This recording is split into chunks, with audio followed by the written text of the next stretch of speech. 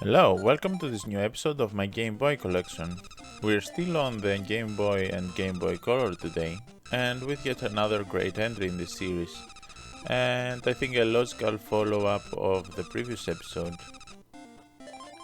Having bought and loved the first Game Boy DuckTales game, I think it's only logical I move to the second one as well.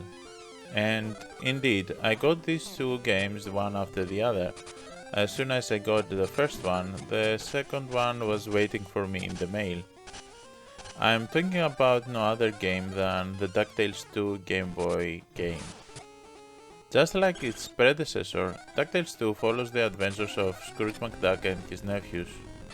Heavily based on the classical works of Carl Barks, DuckTales was a greatly successful show and retained popularity for many years to come. While the show was discontinued in 1919, there were games being released years after that. For instance, this game was released in 1993. DuckTales 2 has pretty much the same graphics and gameplay as the original DuckTales game, but it definitely has a lot of improvements installed that makes it a better version of the game. Like its predecessor, DuckTales 2 is a non-linear game and allows the player to choose and complete all levels in any particular order. The controls are the same as the previous game, albeit the cane jump is easier to perform. A great addition is that Scrooge can now use his cane to interact with various objects, such as pulling levers, firing cannons, and using springy flowers to cross large gaps. Other new mechanics include hooks that Scrooge can hang from, and rafts that can move Scrooge across the water. Unlike the first game, the player can return to a level that has already been completed to collect more money and items. In addition, upgrades for Scrooge's cane can be obtained from Gyro Gyrolos to grant the player access to new and hidden areas in this level, which I think is really cool.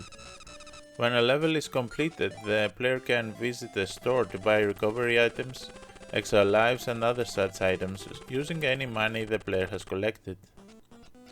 In addition to the unique treasures, each stage has a piece of the map that is hidden in a treasure chest.